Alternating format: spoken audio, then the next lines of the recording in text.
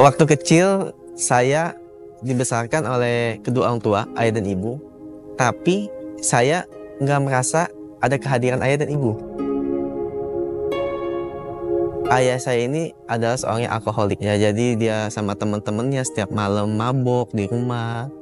Kalau udah mabuk sampai tengah malam, ya begitu dia mabuk itu dia marah-marahin semua anaknya, dia marahin setiap kita. Dia membandingkan kita dengan anak tetangga, dengan anaknya temennya, anaknya saudaranya. Dia akan kata-katain satu persatu kita. Anak kurang ajar, cuma menghisap duit orang tua dan sebagainya. Berapa hal buruk yang dilakukan ayah itu kalau udah marah, seorang yang alkoholik itu Pak, mau ngancurin pintu, lempar barang, semua dilakukan, mukulin anak. Tapi ibu tetap stay.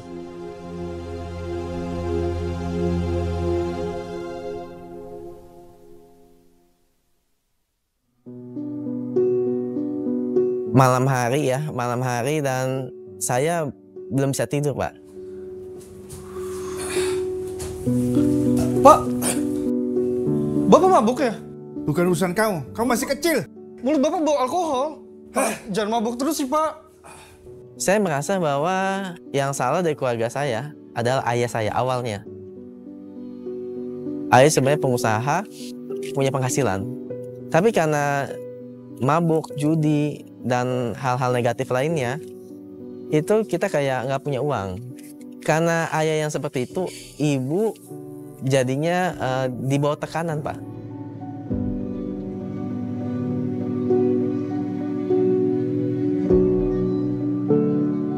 Ibu juga nggak bisa memberikan perhatian atau sayang kepada kita.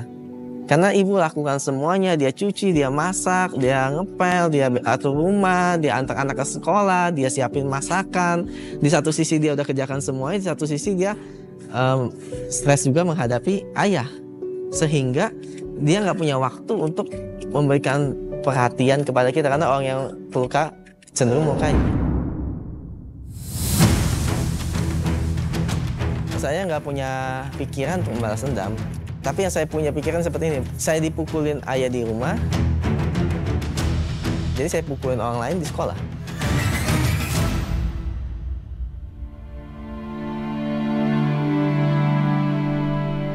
Kalau ada yang nyenggol dikit, saya jadi orangnya lebih sensitif, Pak. Saya mungkin mikir nggak takut mati, maksudnya karena buat apa hidup kan?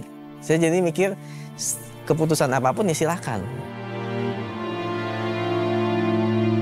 Sampai suatu kali kan teman-teman saya tuh banyak tuh ya, yang sama-sama nakal juga ngajakin ke gereja ya. Mungkin bukan kebetulan ya. Setelah saya ke gereja berapa lama, saya merasakan damai, sejahtera, saya merasakan kasih yang belum pernah saya rasakan sebelumnya. Saya merasa terisi. Sampai suatu kali ada sebuah perasaan, Pak. Ada sebuah kayak suara di hati saya yang kuat. Kalau mau keluarga saya berubah, saya harus bertobat. Dalam waktu 3 tahun saya berdoa supaya orang tua saya berubah, ayah saya berhenti mabuk dan sebagainya ya. Yang menarik ternyata nggak ada perubahan dari ayah saya. Tapi terjadi perubahan dalam diri saya. Di situ saya baru sadar, Pak, kalau Tuhan sayang sama kita. Yang pertama berubah bukan kondisi dan situasi, tapi kita dulu, cara pikir kita. Saat itu saya jadi paham bahwa saya harus sayang sama ayah saya. Hari ini kalau ditanya, saya bangga punya ayah saya. Mungkin dia nggak pernah muji, dia nggak pernah peluk. Tapi dengan adanya sosok dia aja, saya merasa bahwa papa saya papa yang hebat.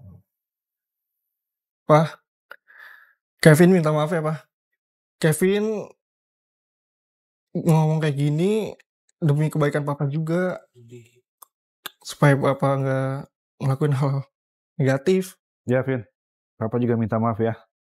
Tuhan ubah cara pikir saya karena Tuhan terlalu sayang sama kita. Maafin Papa ya. Ya, maafin Kevin juga ya, Pak. Iya. Hubungan setelah saya berubah, hubungan saya dengan Papa lebih seperti sahabat. Jadi Papa suka care saya dan muji saya depan saudara dan temennya. Ya. Karena bagaimanapun itu adalah ayah saya.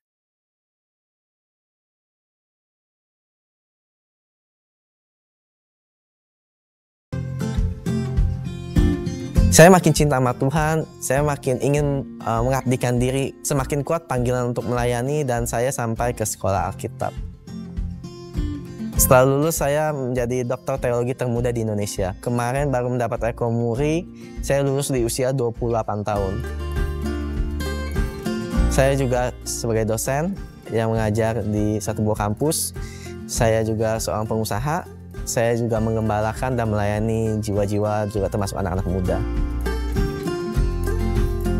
Yang dulunya saya tidak punya tujuan, tidak punya alasan.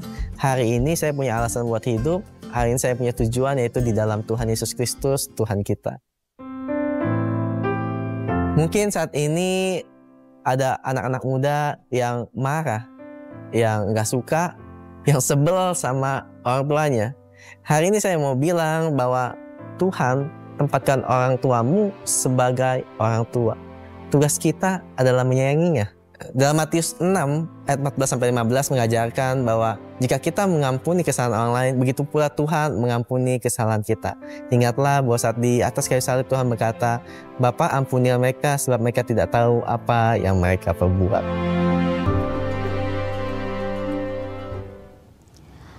Tuhan punya rencana yang indah atas hidup Anda.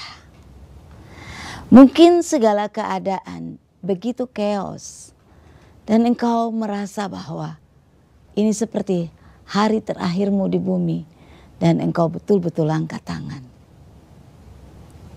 Tuhan selalu turun tangan pada waktu Anda angkat tangan dan menyerah.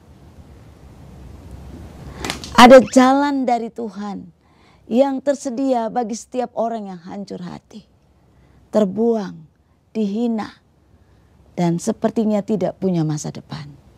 Kitab Yeremia 29 ayat 11 berkata bahwa rancangan Tuhan adalah damai sejahtera dan memberikan kepada Anda hari depan yang penuh harapan. Kalau hari ini Anda berkata, aku punya hati yang remuk dan aku tidak tahu bagaimana memperbaikinya. Malam ini adalah malamnya Anda. Sebab Allah tidak pernah menyerah untuk setiap orang yang mau datang kepadanya.